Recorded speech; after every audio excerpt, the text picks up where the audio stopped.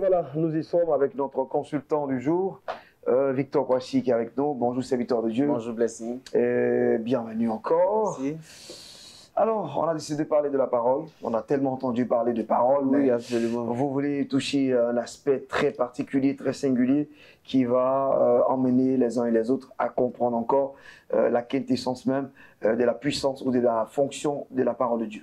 Oui, en fait, je vais juste exhorter nos frères, surtout ceux qui prêchent et ceux qui sont à la tête de certaines communautés, en leur disant que Hébreux 4, 12, que nous lisons tous, dit « Car la parole de Dieu est vivante et efficace, plus tranchante qu'une épée quelconque à deux tranchants, pénétrante jusqu'à partager âme, esprit, jointure et moelle. Elle juge les sentiments et les pensées du cœur.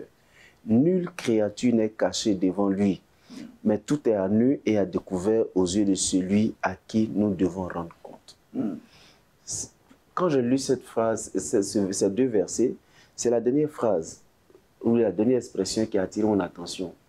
Personne n'est caché devant celui à qui nous devons rendre compte. J'ai envie de dire qu'aujourd'hui, nous avons fait de l'église comme un endroit où chacun devra rendre compte. Pourtant, ce n'est pas à l'église qu'on rend compte. C'est à l'église qu'on rencontre Dieu pour aller lui rendre compte un jour de la vie qu'il nous a prêtée. C'est pourquoi, pour moi, après lecture de ce passage, je me dis il faut que chacun de nous soit exposé à la parole de Dieu, quelle que soit sa provenance, quelle que soit sa nature, quel que soit son aspect. Parce que aujourd'hui, il y a des choses que nous envoient dans nos églises qui empêchent certaines personnes de venir écouter la parole de Dieu. Ouais. Chez nous, on ne s'habille pas comme ça pour y venir.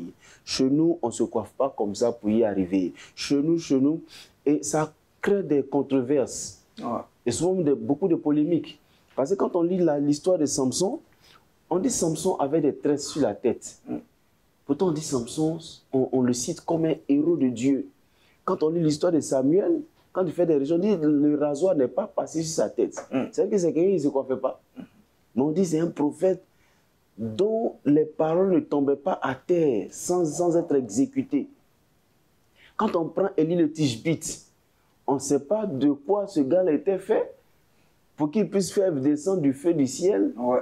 Mais aujourd'hui, les gens sont en train de mettre notre Dieu que nous devons suivre dans une sorte de canal par lequel, si on ne passe pas, on ne verra pas Dieu.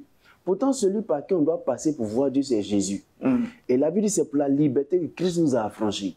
Et il nous exhorte à ne pas faire de cette liberté un prétexte de vivre selon la chair. Donc, on nous explique comment vivre selon la chair et comment vivre selon l'esprit.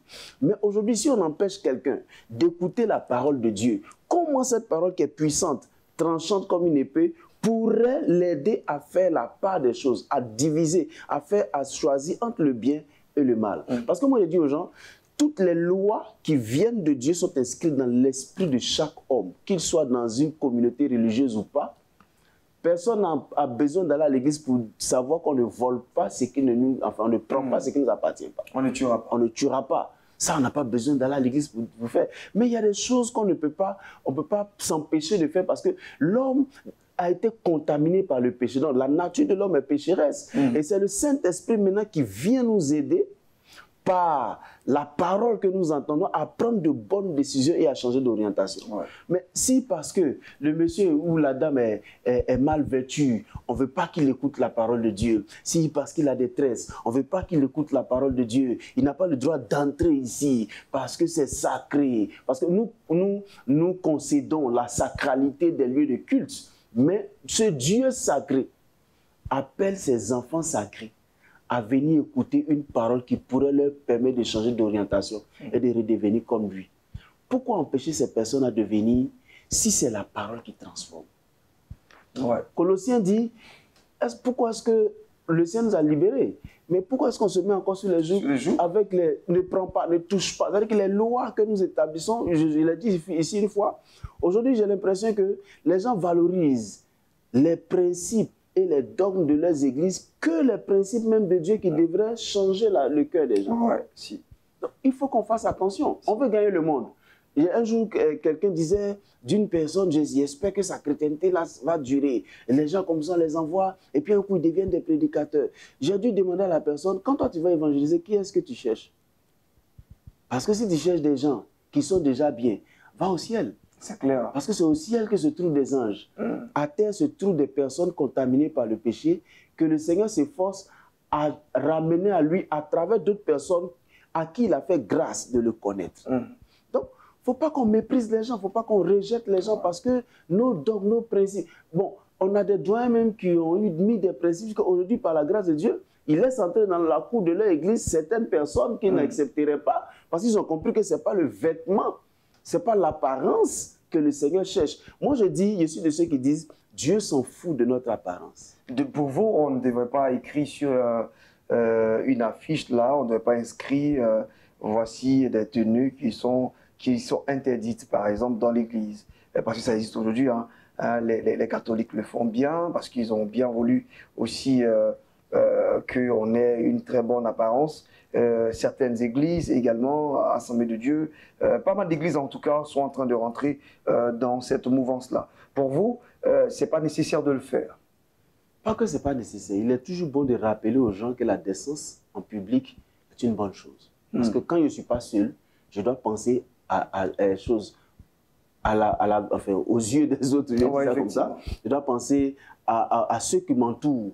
Ça, c'est normal de rappeler aux gens que dans ces endroits-là, quand même, il faut qu'on soit bien vêtu, on soit décent. Mais est-ce qu'on pense que c'est parce qu'on a établi ça, il va venir de façon décente? Mais est-ce que son cœur viendra là pour pouvoir écouter, accepter réellement la parole de Dieu? Aujourd'hui, c'est ce qu'il a dit, expliqué ici une fois. Malheureusement, nous sommes dans la position religieuse de ce que nous pratiquons. Nous pratiquons la religion chrétienne, mais pas la spiritualité chrétienne. Je dis ça comme ça. Parce que la religion veut qu'on s'attache à un certain mouvement de façon coutumière, avec des croyances. Donc, on fonctionne dans les croyances sans que notre cœur même témoigne ou bien accepte l'objet de la croyance. L'objet de notre croyance est Jésus-Christ qui est venu pour nous réconcilier avec Dieu. Donc, c'est ce Jésus-là que nous devons accepter.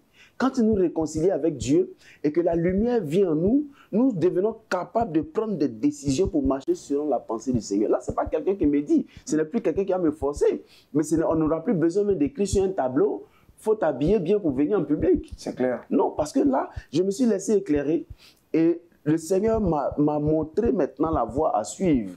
Aujourd'hui, il dit, les gens sont obligés d'écrire parce qu'ils savent que Jésus n'est pas encore entré pleinement dans les cœurs des gens pour pouvoir leur donner la lumière qu'il faut afin qu'ils puissent prendre de bonnes décisions. C'est pourquoi nous sommes obligés de faire des pratiques juste pour rappeler encore aux gens ce qu'ils devraient savoir s'ils avaient vraiment rencontré le Seigneur. C'est important. Donc, c'est la parole, justement, qui va circoncire, on va dire circoncire, justement, le cœur des gens. Et ce ne sont pas nos préceptes ou les principes de bienséance qu'on va mettre là. On pourrait justement s'habiller avec l'apparat d'une sœur, mais au fond, c'est autre chose. C'est une autre personnalité qui se dégage. Pour vous, il faudrait qu'on laisse les gens écouter la parole, et cette parole-là va les emmener à la transformation. Oui, absolument. Il y a un des aînés, que je ne vais pas citer, mais qui dit qu'il partait à l'aéroport pour prendre son vol pour aller dans un pays, et se trouve qu'il voit à l'entrée de l'aéroport des hôtesses, mais des hôtesses qui appartiennent à son église. Mais à la vue de leur père spirituel, on commençait à essuyer tous les maquillages, le make-up, commençaient à avaler. Il s'est dit en lui-même, attends, à cause de moi, ces filles-là vont se tuer, parce que avaler tout ça, ça pourrait leur créer des problèmes. Mais il s'est rendu compte que c'est vrai. Chez lui, il a dit, ça c'est un péché, ça c'est ceci, ça c'est ceci. Mais qu'est-ce qu'est le péché? Qu'est-ce qu'est le péché? Le fait de se mettre des maquillages, c'est pas un péché. Mais il s'est rendu compte aussi que si Jésus avait vraiment éclairé leur cœur, il prendrait de bonnes décisions. Mais encore, il s'est rendu compte que les gens font ça pour lui plaire et non pas plaire à Dieu.